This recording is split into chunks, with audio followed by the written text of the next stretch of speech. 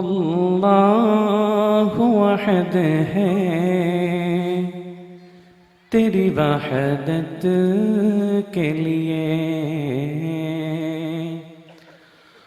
اور اللہ صمد ہے تیری قدرت کے لیے۔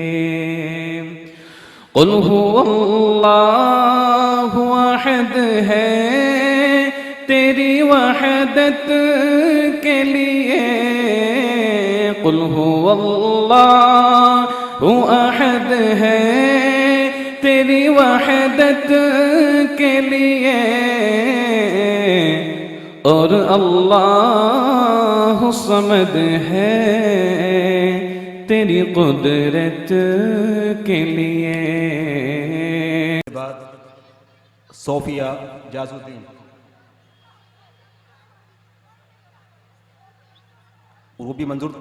روبی منظور تیار رہے، اس کے بعد عزیر تسلیم۔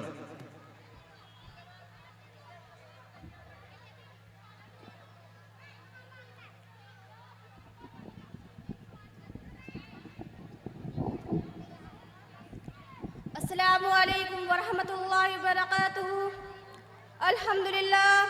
الحمدللہ رب العالمین، والصلاة والسلام علی سید المرسلین وعلی آلہ وصحبہ اجمعین، اما بعد۔ قال اللہ تعالی اعوذ باللہ من الشیطان الرجیم، بسم اللہ الرحمن الرحیم۔ وَنُنَزِّلُ مِنَ الْقُرْآنِ وَهُوَ شِفَاءٌ وَرَحْمَةٌ لِلْمُؤْمِنِينَ۔ معزز اساتذہ اکرام اور میرے پیارے ساتھیوں، میں آج آپ سبھی کے سامنے ایک تقریر پیش کرنا چاہتی ہوں، اور میری تقریر کا عنوان ہے قرآن کی اہمیت۔ کہ فرصت اگر ملے تو پڑھنا مجھے ضرور، کہ فرصت اگر ملے تو پڑھنا مجھے ضرور، میں تمہاری الجھنوں کا مکمل جواب ہوں۔ ساتھیوں، قرآن ایک مکمل ضابطۂ حیات ہے۔ کون سی مشکل، کون سی الجھن ہے جس کا حل قرآن میں موجود نہیں؟ یہ اللہ تعالیٰ کا خط ہے جو ہماری طرف بھیجا گیا ہے۔ اگر ہمارے کسی دوست کا خط ہماری طرف آئے اور وہ کسی ایسی زبان میں ہو جو ہم پڑھ نہ سکیں، تو ہماری ہر ممکن کوشش ہوگی کہ کوئی ہمیں یہ بتائے کہ دوست نے اس خط میں کیا لکھا ہے۔ مگر افسوس، اللہ تبارک و تعالیٰ کی طرف سے آئی ہوئی اس کتاب میں ہمیں کبھی یہ محسوس نہیں ہوا کہ اس کے اندر کیا لکھا ہے۔ ساری زندگی گزر جاتی ہے اس کے بارے میں سمجھے اور جانے بغیر، اور ہم پڑھتے رہتے ہیں۔ کسی شاعر نے کیا خوب کہا ہے کہ مخملی غلاف میں کوئی جگہ قرآن رکھا ہے، کہ مخملی غلاف میں کوئی جگہ قرآن رکھا ہے، اس مصلحت کے خزانے کو باندھ رکھا ہے۔ ساتھیوں، قرآن کریم روحانی جسمانی دونوں قسموں کی بیماریوں کے لیے شفا ہے۔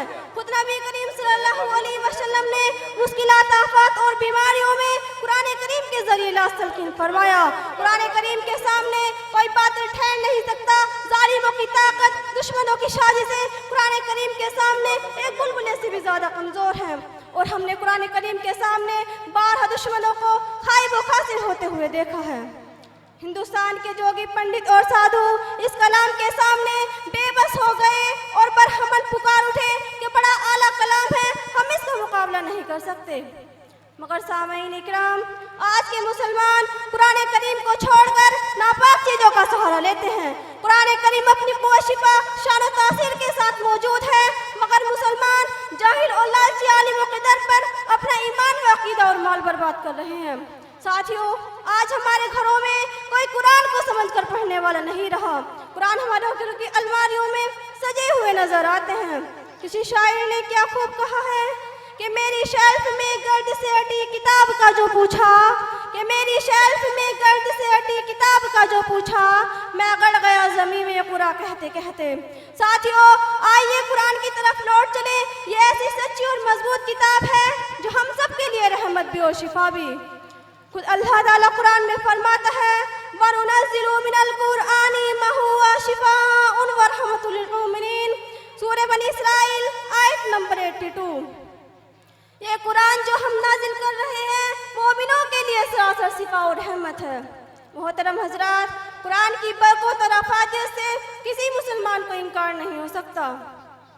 ساتھیوں، اگر ہمیں دین اور دنیا کی کامیابی حاصل کرنی ہے تو پہلے قرآن کریم کی تعلیمات کو حاصل کر کے اپنی زندگی میں لانا ہوگا، نہیں تو باقول علامہ اقبال، وہ معزز تھے زمانے میں مسلمان ہو کر، وہ معزز تھے زمانے میں مسلمان ہو کر، اور ہم کھار ہوئے تاریخ قرآن ہو کر۔